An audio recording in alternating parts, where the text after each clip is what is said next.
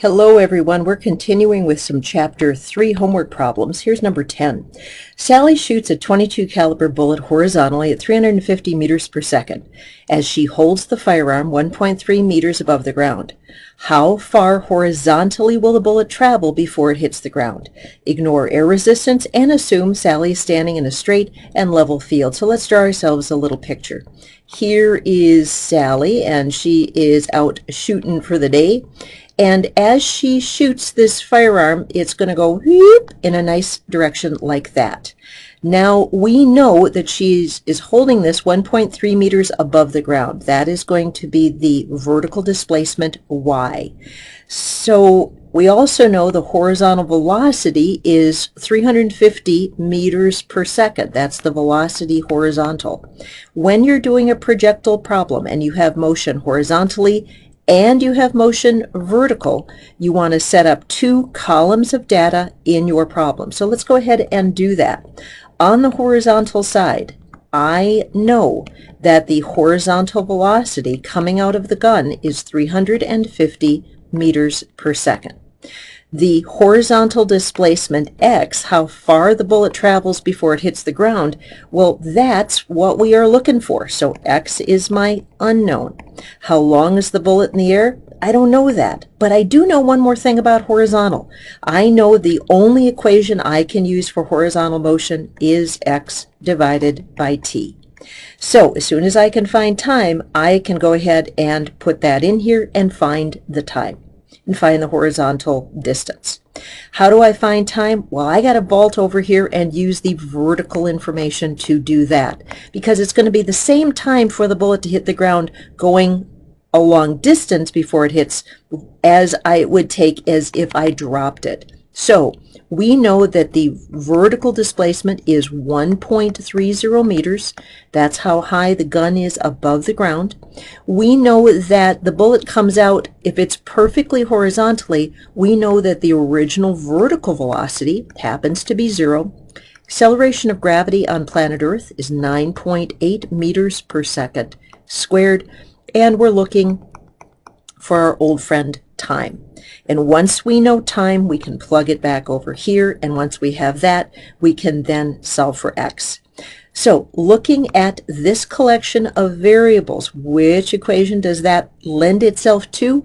Well, I would go for x is VOT plus 1/2 AT squared, that old drop equation that we all love so much.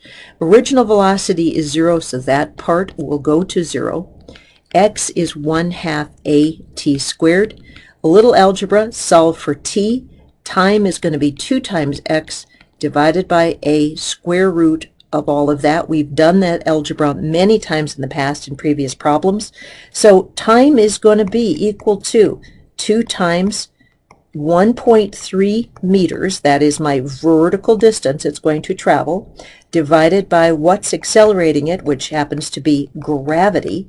And when I do all of the lovely math, let's do that. 2 times 1.3 equals, divided by 9.8 equals, square root the whole mess, I end up with 0.515 seconds.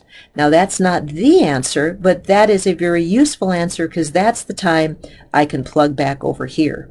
Now I'm looking for x. X is going to be horizontal velocity times time.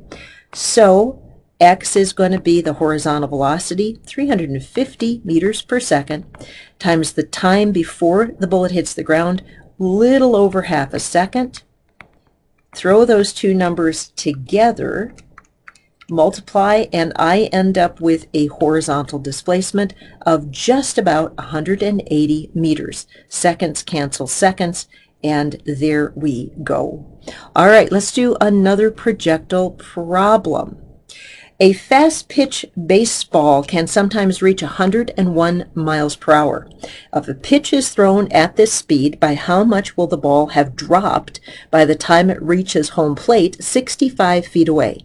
Assume there is no added curve to the ball and that will make it break or add additional drop to the ball. I put that sentence in there because there's all these lovely baseball players out there that always add kinds of crazy things discussions about baseball.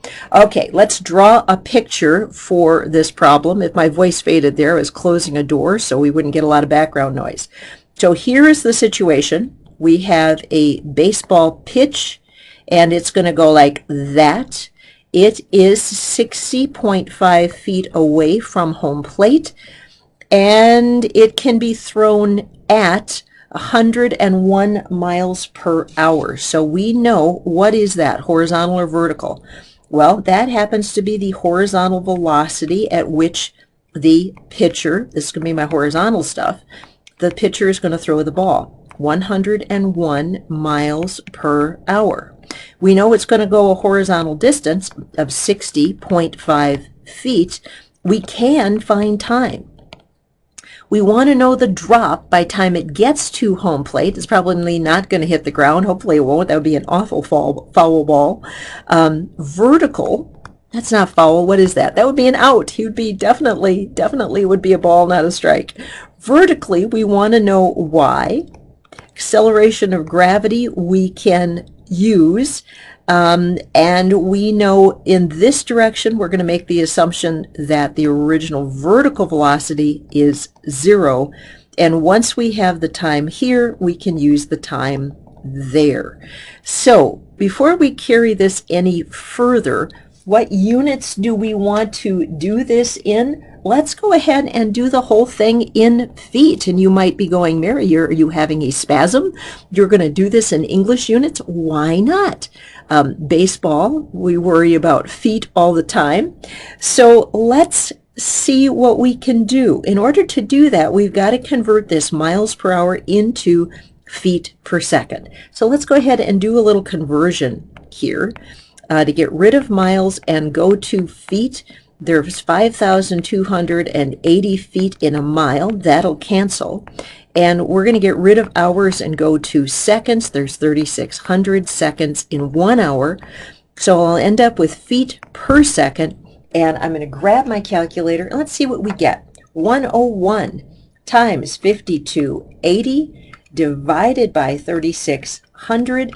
And I end up with a horizontal velocity of 148 feet per second.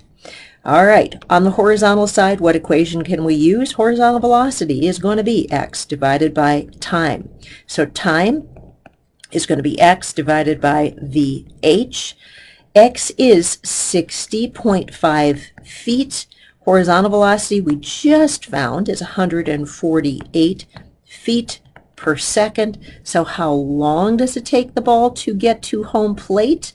I need a little more writing room.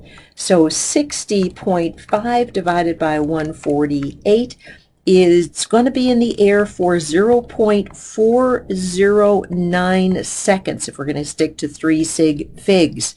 Now that we have that, we're going to use that up here.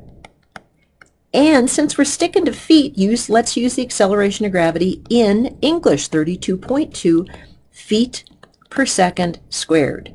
Now, what equation are we going to use? Well, let's use that old friend, the drop equation that says y is VOT plus 1/2 AT squared. Original velocity is 0. All of that's going to go away. So the distance is going to be 1/2, 32.2 feet per second squared. Time is 0.409 seconds quantity squared.